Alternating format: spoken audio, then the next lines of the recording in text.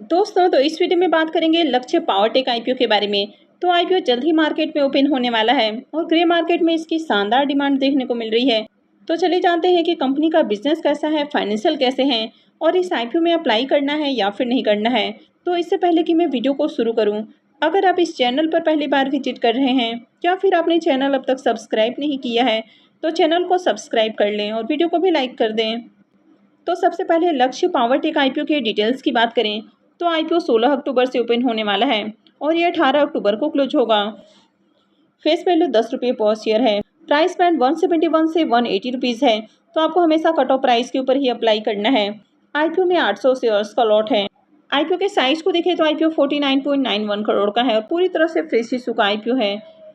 IPO में employees के लिए 15 रुपीज़ पर शेयर डिस्काउंट दिया गया है और ये एसएमई आईपीओ है। कंपनी एनएससी एसएमई के ऊपर लिस्ट होने वाली है। आईपीओ में रिजर्वेशन पोर्शन को देखें तो क्यूआईबीज के लिए 50% का पोर्शन है, रिटेलर्स के लिए 35% और रिच एंड आईज के लिए 15% का पोर्शन दिया गया है।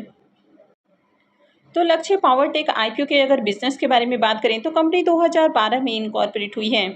तो कंपनी ने अपने बिजनेस की शुरुआत एक इंजीनियरिंग कंसल्टेंसी फर्म के रूप में की थी, जिसमें कंपनी मैकेनिकल और इलेक्ट्रिकल सर्विसेज ऑफर करती थी और इसके अलावा company freelance power generation consultancy services भी ऑफर करती है। तो ये company gas fire power plant, large power generation project, तो इनके लिए ऑपरेशन और मेंटेनेंस से भी रिलेटेड काम करती है। इसके अलावा कंपनी ऑयल और गैस सेक्टर्स के अंदर भी अलग अलग तरह के सर्विसेज के अंदर इंगेज देखने को मिलती है। तो कंपनी मलेशिया के अंदर रिन्यूएबल एनर्जी सेक्टर में ईपीसी कॉन्ट्रैक्ट के रूप में काम कर रही है। इसके अलावा कंपनी ऑयल और गैस प्लांट में मेंटेनेंस और रिपेयरिंग का भी काम कर रही है। तो कंपनी की जो रीच है वो ग्लोबली देखने को मिल रही है। तो कंपनी के सर्विसेज को अलग अलग एरियाज के अंदर डिवाइड किया जा सकता है, जैसे कि इंजीनियरिंग, प्रोक्योरमेंट, कंस्ट्रक्शन और कमीशनिंग है।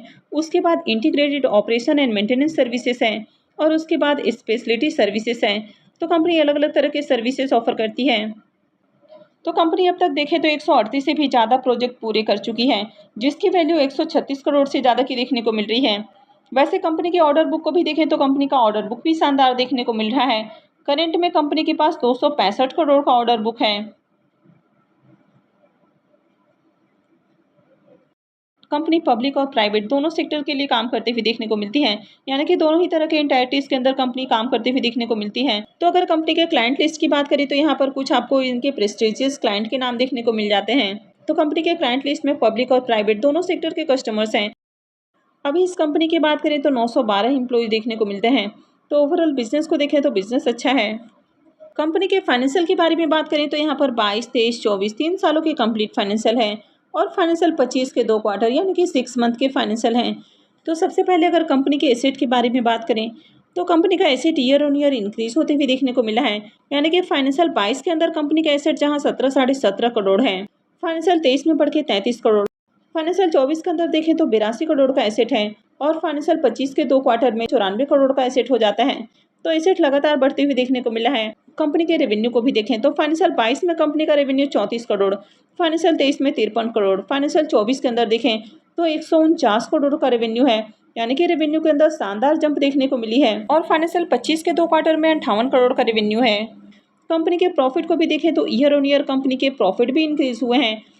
फाइनेंशियल 22 के अंदर कंपनी का प्रॉफिट 1 करोड़ है, फाइनेंशियल 23 में बढ़ के 2 करोड़ 71 लाख और फाइनेंशियल 24 में देखें तो 15 करोड़ से भी ज़्यादा का प्रॉफिट है और फाइनेंशियल 25 के 2 क्वार्टर में देखें तो 6 करोड़ के अराउंड कंपनी का प्रॉफिट देखने को मिल रहा है। लेकिन फाइनेंशियल 25 के 2 क्वार्टर में देखें तो इसका प्रॉफिट डाउन देखने को मिल रहा है। कंपनी का नेटवर्थ भी ईयर ऑन ईयर इंक्रीज हुआ है और कंपनी के रिजर्व को देखें तो कंपनी का रिजर्व भी साल दर साल बढ़ते हुए देखने को मिल रहा है।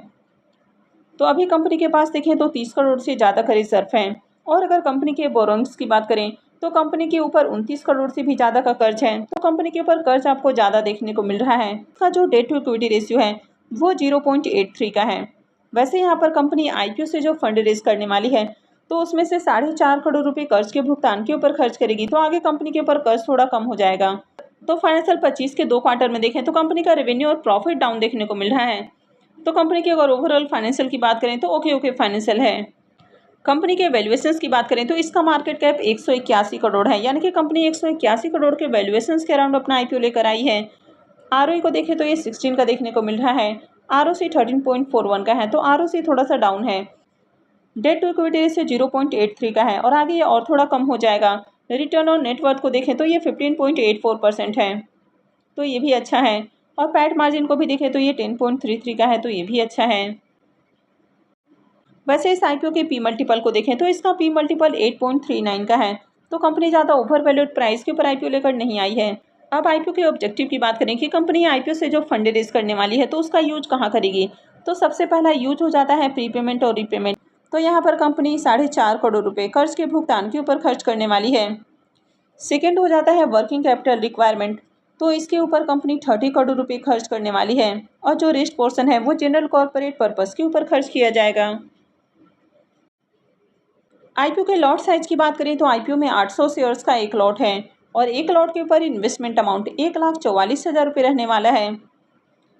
इस कंपनी में प्रमोटर्स की होल्डिंग को देखें तो प्रमोटर्स की होल्डिंग अभी 96.84% है और आईपीओ लिस्ट होने के साथ ही प्रमोटर्स की होल्डिंग कम हो जाएगी। आईपीओ के शेड्यूल की बात करें तो आईपीओ 16 अक्टूबर यानी कि वेडनेसडे से ओपन होने वाला है और ये 18 अक्टूबर को क्लोज होगा। आईपीओ का अलॉटमेंट डेट 21 अक्टूबर रहेगा। रिफंड डेट 22 अक्टूबर होने वाला है। क्रेडिट डेट भी 22 अक्टूबर रहेगा और आईपीओ की लिस्टिंग 23 अक्टूबर को होने वाली है। तो चलिए प्रीमियम को भी देख लेते हैं कि प्रीमियम किस प्राइस के अराउंड ट्रेड कर रहा है और इस आईपीओ में अप्लाई करना है या फिर नहीं करना है। तो लक्ष्य पावरटेक आईपीओ के प्रीमियम को देखें तो इसका प्रीमियम 135 रुपये के ऊपर ट्रेड कर रहा है और आईपीओ में 800 शेयर्स का लॉट है, तो आईपीओ से 1,08,000 रुपये का करीब प्रॉफिट हो सकता है। प्रीमियम को देखें तो प्रीमियम 75% के अराउंड ट्रेड कर रहा है, तो इसके भी प्रीमियम को देखें तो इसका प्रीमियम भी काफ़ी हाई प्राइस के ऊपर देखने को मिल रहा है और प्रीमियम के अंदर लगातार तेजी देखने को मिली है। वैसे कंपनी के बिजनेस को देखें तो बिजनेस अच्छा है, कंपनी के फाइनेंशियल भी ओके हैं। हालांकि कंपनी के ऊपर कर्ज को देखें तो कर्ज थोड़ा ज़्यादा है। वैसे कंपनी आईपीओ से जो फंड रेज करेगी तो उसमें से 4.5 करोड़ रुपये कर्ज के भुगतान के ऊपर खर्च करेगी, लेकिन उसके बावजूद भी कंपनी के ऊपर डेट आपको थोड़ा ज़्यादा ही देखने को मिल रहा है। तो ओवरऑल देखें तो आईपीओ आपको बढ़िया देखने को मिल रहा है क्योंकि प्रीमियम के अंदर भी लगातार तेजी देखने को मिल रही है। तो आईपीओ एंकर इन्वेस्टर्स के लिए 15 को ओपन होने वाला है। तो अगर आईपीओ का एंकर लिस्ट अच्छा आता है और ओवरऑल मार्केट में आपको तेजी देखने को मिलती है यानी कि कोई बड़ी गिरावट देखने को नहीं मिलती है, तो फिर इस आईपीओ में अप्लाई किया जा सकता है। लेकिन जब तक इसकी एंकर लिस्ट नहीं आती है यानी कि अगर एंकर लिस्ट अच्छी आती है तभी आपको आईपीओ में अप्लाई करना है। तो मैं आगे भी इससे रिलेटेड अपडेट आपको देती रहूँगी कि आगे आपको आईपीओ में अप्लाई करना है या फिर नहीं करना है। तो किसी भी आईपीओ में अप्लाई करने के लिए उसके एंकर लिस्ट को भी देखना बहुत ज़्यादा ज़रूरी हो जाता है, क्योंकि ग्रे मार्केट में अगर डिमांड की बात करें तो ग्रे मार्केट में कई बार बहुत ज़्यादा आपको मैनिपुलेशन भी देखने को मिलता है, जहाँ चाहे वहाँ डिमांड क्रिएट करवाई जा सकती है। और जो ये सेमी आईपीओ के जरिए कंपनियां मार्केट में आती हैं उनके जो फाइनेंशियल होते हैं वो भी काफ़ी ज़्यादा मैनिपुलेटेड होते हैं, तो इसलिए इन पर बिलीव करना भी मुश्किल हो जाता है। तो अगर एंकर लिस्ट अच्छी आती है तो उसके बाद ही अप्लाई करने के बारे में डिसीजन लेना है। तो मैं आगे भी इससे रिलेटेड अपडेट आपको देती रहूँगी कि आगे आईपीओ में अप्लाई करना है या फिर नहीं करना है। तो इससे जुड़े रहने के लिए चैनल से जुड़े रहें, चैनल को सब्सक्राइब करके रखें और अगर आपने वीडियो को लाइक नहीं किया है तो वीडियो को भी लाइक कर दें। वीडियो को अंत तक देखने के लिए आप सबको बहुत बहुत धन्यवाद।